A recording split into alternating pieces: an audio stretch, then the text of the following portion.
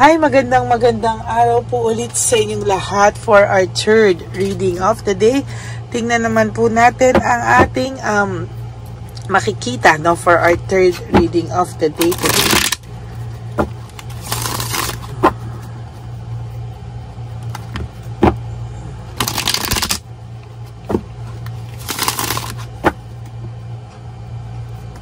Ano po kaya ang masisilip natin sa barahan natin ngayong araw na to for our third reading of the day? Palasahin po natin maigi.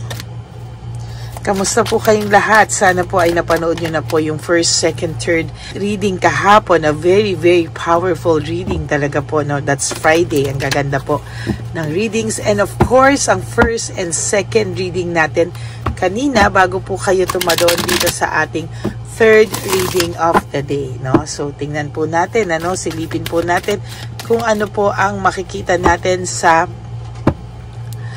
third reading of the day. So, pili na po tayo ng 20 cards. Wait, ayusin natin. Yan. Pili na po tayo ng 20 cards. 1, 2, 3, 4, 5, 6, 7, 8, 9, 10. Okay, 11. Huwag nyo pong skip to 12.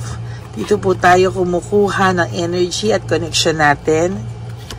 14, 15, 16, 17, 18, 19, 20. Buksan na po natin ang ating kandila, no?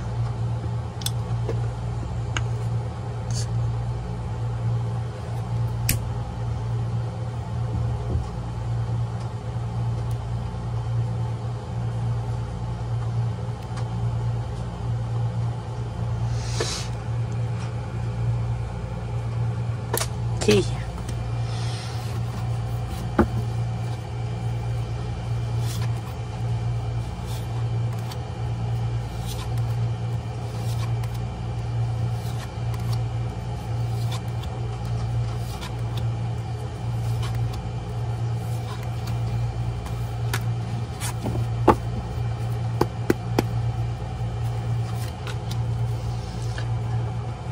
Nakikita na po niya, no? Nakikita na po niya kung gaano ka naging mabuting tao sa kanya. Nakikita na po niya, nararamdaman na po niya, naiisip niya na po kung gaano ka naging generous, nag-share sa kanya at kung paano mo po siya inalagaan, no? So, nakikita na po niya ngayon yan lahat, nararamdaman na po niya ngayon lahat yan. Kung baga ang sinasabi dito, kung akala mo ganun siya kabato, hindi na daw po siya ganun kabato, no? Nararamdaman at nakikita na rin po niya lahat ng kabutihan mo sa kanya at tunay sa ngayon siya po ay nababalisa at nasasaktan din dahil nare-realize niya po lahat ng kabutihan mo sa kanya, no? At least, no? Hindi na po siya bato, no? Di na siya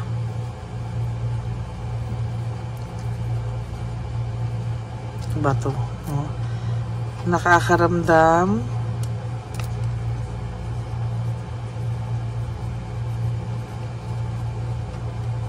na din siya ng konsensya at nakikita na niya lahat ng nakita na niya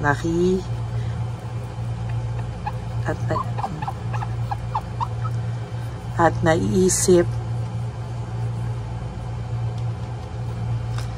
na niya lahat ng kabutihan mo. Hindi ko alam paano kung pagkakasya ito mamaya. Kabutihan mo. minsan po nagkakaroon ng konting pag-edit, no, kasi hindi ka makasya. Pero as much as possible, nandun pa rin yung pinaka-team, no.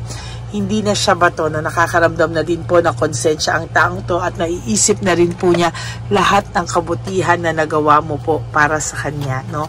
Sa nakikita ko po dito ay talagang grabe po ang nangyari sa inyo, no. Medyo grabe po, no, talagang gulo, no, nagkagulo po talaga kayo. At for some of you, no, sa iba po sa inyo nagkabaranggayan pa po kayo. Talagang may mga tao po na talagang gumit na sa inyo, no. So sa nakikita ko po talaga, during those times wala po itong pakialam. During those times para po itong monster, para po itong hype na galit na galit na galit, pero talagang pakiramdam mo po wala siyang puso, wala siyang kaluluwa, talagang sagad sa buto ang sama niya. Pero huwag ka po mag-alala, no. Nagsisimula na po siyang kumalma at kahit papano hindi na po ito bato, nakakaramdam na din po ito at nakikita na din po niya lahat ng iyong kabutihan. As a matter of fact, naghahanap po ito ngayon ng ano ang purpose na nangyari ito sa inyong dalawa, no. Ang dami pong chaos na dumating sa buhay niya at kahit papano itong taong to ay nakakaramdam ng matinding pagkabagabag po sa ngayon, ano. Siya po ay nakakaramdam na ng totally ay siya po ay nakakaramdam ngayon ng konsensya, no. At least na ngayon na alam mo na marunong naman pala pong makonsensya o nakukonsensya rin naman po pala ang taong ito, no. Siya rin po mismo sa sarili niya, very confused po siya at siya rin po mismo sa sarili niya ay nakakaramdam ng confusion, no. Bakit po bigla-bigla all of a sudden siya po ay nakaramdam ng matinding ganyan, ano. At ang pakiramdam po nitong taong to ay all of a sudden, bakit ako biglang naguluhan at na-confuse, no. Bakit bigla yata akong lumalambot, ano. Parang pakiramdam niya po ay talagang mas ginugusto niya po ngayon na i-isolate yung sarili niya. Gusto niya muna pong mag-isip. Gusto niya pong umiwas muna sa mga tao dahil gusto niya po munang mag-isip at talagang iniisip niya ano daw nangyayari sa kanya. Bakit bigla-bigla daw po siyang nakakaramdam ng pagbabago sa kanyang pakiramdam, no? Parang siguro nga po nawawala na yung galit nito. At dun niya po, minsan po kasi, no, the more na galit ang tao, hindi naman po nila maiisip yung kabutihan mo. Kasi nga, syempre, ang namumutawi doon yung galit, no. Pero ngayon po, ang kagandahan dito, no, sa nakikita ko po ay mas okay po, no, na i-isolate niya muna yung sarili niya, iwasan niya muna po yung mga bagay-bagay, at talagang sa nakikita ko po ay mas magandang mag-reflect muna siya sa mga bagay-bagay. Reversal of failure, no? So, nakikitaan ko po ang taong to ng reversal of failure. Nakikitaan ko po siya talaga ng medyo, sa nakikita ko po sa kanya ay meron po siyang pagkabagabag ngayon, no? Talagang sa nakikita ko po, Wheel of Fortune, ang dami niya po talagang bad luck talaga, no. Siguro dahil din sa mga nangyayaring problema sa kanya, doon niya po naisip ng mga times na yan na walang-wala siyang kakampi, walang-wala siyang tulong na nakukuha sa ibang tao. Ikaw po yung nandyan sa tabi niya at willing mag-extend ng help. Lahat ay ginawa mo sa kanya, pero parang pakiramdam mo na sinaktan ka pa niya, na abuso ka pa, talagang kulang pa, sabi mo nga, kulang pa yung karma sa kanya sa lahat ng nangyayari. Naging impulsive siya sa mga bagay-bagay, hindi niya po pinag-isipan. Kaya ngayon siya po ay nakakaramdam ng matinding fatigue o pagkabaghabag, no, sa kanyang emotions, no. Talagang siya man po ay gulong-gulo po sa kanyang mga nagiging desisyon sa buhay, at talagang sabi niya nga, nagkaroon po siya ng cold heart and bitterness sa iyo, no. Talagang hindi niya po ma-explika kung ano po ang nangyari sa kanya, bakit all of a sudden talagang itong taong to ay nakaramdam ng matinding pag-shift ng energy, no. Para po siyang from sobrang galit to a realization ngayon, ano?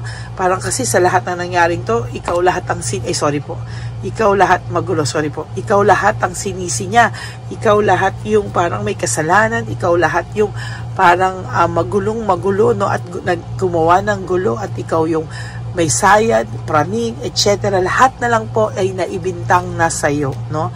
Ngayon po na ikaw ay nagkaroon ng bagong mundo, no? Siguro ikaw ay mayroong mga bagong pinagkakaabalahan.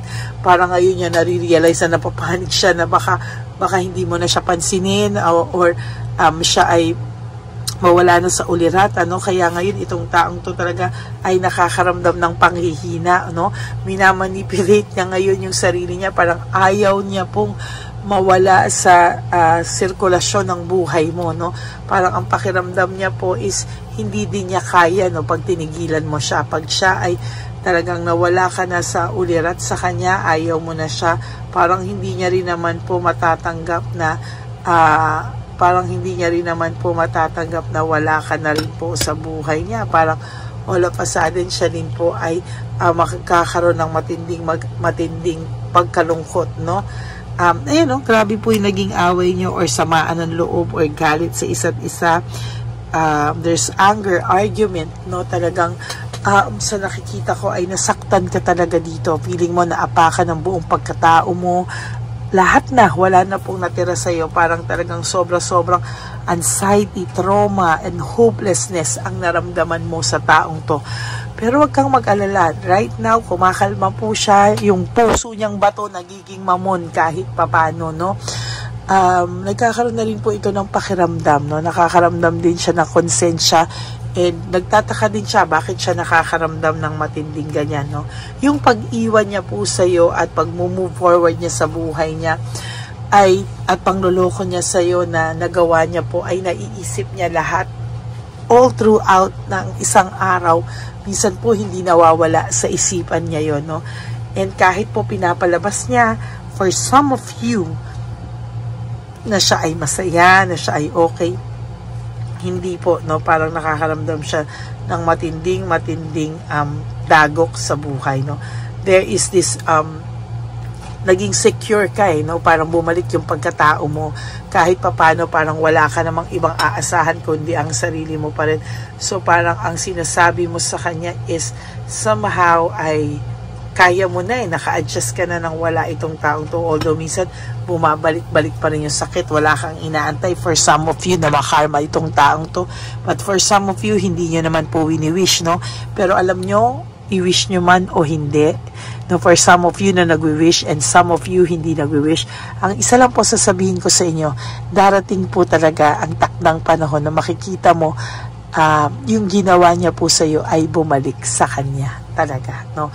Kahit hindi mo pa po yan i-wish, no?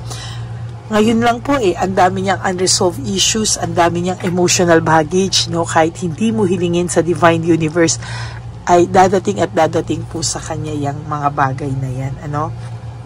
So nakikita ko po, there is this rejection, resentment, lahat po yan ay darating sa kanya sa tamang panahon, ano? Talagang makakaramdam din po ito talaga ng resentment, pagsisisi, pero takot na takot din po itong lalapit sa iyo dahil nga po sa lahat po ng ginawa niya sa iyo, natatakot din po siya na ma-reject mo siya ng bongga, no?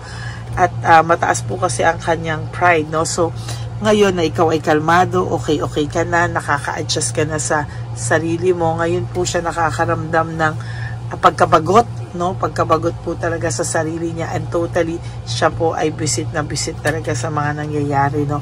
Magsiselos po ito pag siya ay nakaramdam na meron kang ibang nagpapasaya na sa iyo, siya po ay makakaramdam ng pagsisisi, no? At talagang sabi ko nga po sa iyo, ay magkakaroon po siya ng tension, no? At hindi niya po matatanggap pag ikaw po ay nagkaroon na ng iba. So that's it for your third reading of the day. Sabi ko nga po sa iyo, hindi na siya bato, ha? Hindi na siya bato. Nakakaramdam na rin po ito ng konsensya at naiisip na rin po niya lahat ng mga, kumbaga, nangingibabaw na yung kabutihan na nagawa mo sa kanya. At yun po ang importante sa lahat, no? Sa nakikita ko po, there will come a time that this person will ayan, no? siya po ay makakaramdam ng matinding tensyon, no, sa mga darating na araw, no? Yan. And by the way po, no, sa lahat po sa inyo na gusto pong na naka-resonate po, ay pwede niyo po ba akong bigyan ng like and comment down below and click the bell para updated po kayo sa ating latest uploads na video, no? Kaya maraming salamat po sa inyong lahat. And for those of you who would like to have a private reading with me, you can message me po at Ladyly Elena, that's L-A-D-Y-L-Y Elena. Nasa dulo po yan ng ating video. Diyan nyo lang po ako makokontakt. That is my only official and legit FB account. Maraming salamat po sa inyong lahat. And again, nilabas ko po ang fake account ng Lady Elena. Kayo na po ang bahalang maghusga dyan, no? Marami po siyang nilalabas na kung ano-ano sa comment section. At talagang ine-erase ko na lang po siya para walang negative vibes sa ating channel. Okay? Maraming salamat po sa inyong lahat. And to my ever loyal, solid, faithful na Lady Elena family, I love you all from the bottom of my heart. Alam niyo po yan. Mahal na mahal ko po kayong lahat. At grateful po ako sa lahat ng mga suporta na binibigay niyo po sa akin. Maraming salamat po. And may God bless you all. And ano nga po ba ang gusto ko laging wish sa inyong lahat, no? Please, no skipping of ads. Tulong nyo na po yan sa ating channel. Yan lang po talaga ang ating maitutulong, no, sa ating mga lolos at lolas, no? Kaya sana po ay wag nyo pong skip yung ating ads. And for those of you who would like to give me a super thanks for this video, I would really appreciate that from the bottom of my heart, kasi po nalalapit na po ang ating One Love a Day. Nag-iipon na po tayo dyan, ano? At alam ko po na tayo ay makakaipon ulit para po sa ating mga lolos and lolas, no? Gusto ko pong gawin ito at least 4 times a year para po mas marami po tayong matulungan, ano, na matatanda, no? In a year po, last year po, we have 200 lolos and lolas sa kalye na natulungan po natin. At grateful po ako sa tulong niyo pong lahat. And of course, for not skipping ads, maraming salamat po sa inyong lahat. And sa lahat po sa inyo, no, na palagi pong nakaabang, no, ako po ay nagpapasalamat. Kayo po ang aking inspirasyon kung bakit patuloy po akong nagbabasa hanggang may 1, 2 nanonood sa akin. Ako po ay magpapatuloy na magbigay ng mensahe kahit nasang lupalo pa po ako ng daigdig, no? And ang lagi ko lang pong payo sa inyo is just to live one day at a time. No, you do 3 things that will make you happy for today. You wake up for today. Just live for today. No, prioritize yourself. Forgive yourself. Alam niyo po, hindi masamang patawarin ang ating mga sarili. No, and of course, you have to be grateful because yung pagising pa lang po natin sa umaga, it's really a big blessing from up above, no? Kaya sana po ay ito po ay inyong makita, no, na ang daming blessings, and more than that, yung health natin, ano, tayo po ay nagpapasalamat sa ating Panginoon na hanggang ngayon tayo po ay healthy. Alam niyo, ramdam na ramdam ko po yung pagmamahal sa akin ng Panginoon. Kaya sana po makita po natin lahat yun, na kahit hindi po tayo perfect, kahit ang dami nating kasalanan, minsan ang daming moment na nakakalimot tayo sa Kanya, pero still, napakabuti po niya talaga sa ating lahat, at napakabuti niya po, lalo na po ako, ramdam ko po talaga lahat ng kaputihan niya po sa akin. Binibless niya po ako palagi, kahit na hindi po ako perfectong tao, at ganun din po tayong lahat, no? So we really have to realize that ang bait ni Lord sa atin, at nasa tabi lang natin siya. And you have to realize that life is so short. Don't make it shorter by stressing yourself from all the pains and heartaches na binigay po sa inyo na kahapon. Just surrender everything to the divine universe. And just let go and let God write your life and love story. Ako po ay nagpapasalamat sa inyong lahat, at talagang mahal na mahal ko po kayo from the bottom of my heart. And we are now at 18,000 subscribers. We are approaching na 19,000 subscribers. Kaya ako po ay nagpapasalamat sa inyo and more than willing to help a lot of people na nangangailangan po ng tulong through my readings, no? Kaya tandaan niyo po, ang tarot card reading is just for guidance. Si Lord pa din po ang talagang nagbibigay ng buhay sa ating lahat. Okay? At nagbibigay ng tadhana sa ating lahat. Maraming salamat po sa inyong lahat and may God bless you all. Bye! Okay, update po, may nagpanggap pong subscriber natin na siya po ay magpapahula sa fake na Lady Elena, kaya ayan, hinihingan po siya ng $80 at ang cell po niya ay nabigay at nakuha. Ang pangalan niya po sa cell ay Julian Albert, no? Siya po ay may cell account din, kaya mag-iingat po kayo. Ayan po, no, kung sino man po yung scammer na Julian Albert na yan, no, iinsensuhan po natin yan para siya po ay makonsensya. Kung wala man po siyang konsensya, at least po bumalik sa kanya lahat po ng kanyang ginagawa at maling-mali po yan, ano. Basahin niyo po lahat yan, makikita niyo po, ayan po ang cell number niya at Julian Albert na yan, ano, para po talagang ma-report din po natin yan na siya ay gumagamit ng cell account na Julian Albert. Mag-ingat po kayo, ayan po yung number niya, ayan po yung pangalan niya.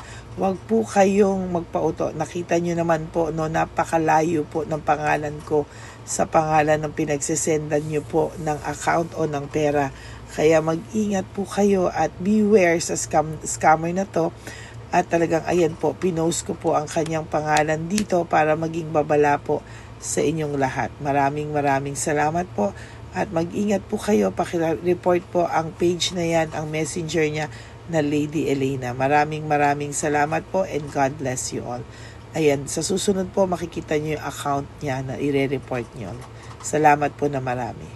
Magandang gabi po ulit sa inyong lahat. Ako po ay muling nagpapaalala sa inyo na mayroon pong lumalabas sa FB at Messenger account na fake account po, no, nang hihingi po ng $25 through PayPal at hindi po yan totoo. Huwag po kayong maniwala dyan. At pag sinabi mo po na gusto ko pong marinig ang boses nyo or makita kayo, ang sasabihin po ay magbibigay kami ng link. Buksan mo yan at pagkatapos ay makikita mo ako. Huwag po kayong maniniwala dahil yan po ay hindi totoo. Yan po ay isang malaking scam na pag binuksan nyo po ay mahahack po lahat sa inyo. Mahahack po ang inyong mga personal details. Lahat ay mahahack. Ako po ay nalulungkot na ito po ay nangyari, ngunit sa talagang may mga tao pong masasama at may mga tao po talagang hindi makatiis na hindi gumawa ng masama sa ibang tao. Pero maging aware po sana kayo, tulungan niyo po ako, i-report po natin yung fake na yan at sa FB para siya po ay mawala na at wala na po siyang mabiktima pa, no? Nandyan po lahat ng details at maraming salamat po sa inyong lahat. Maraming salamat po sa inyong lahat at mag-iingat po kayo.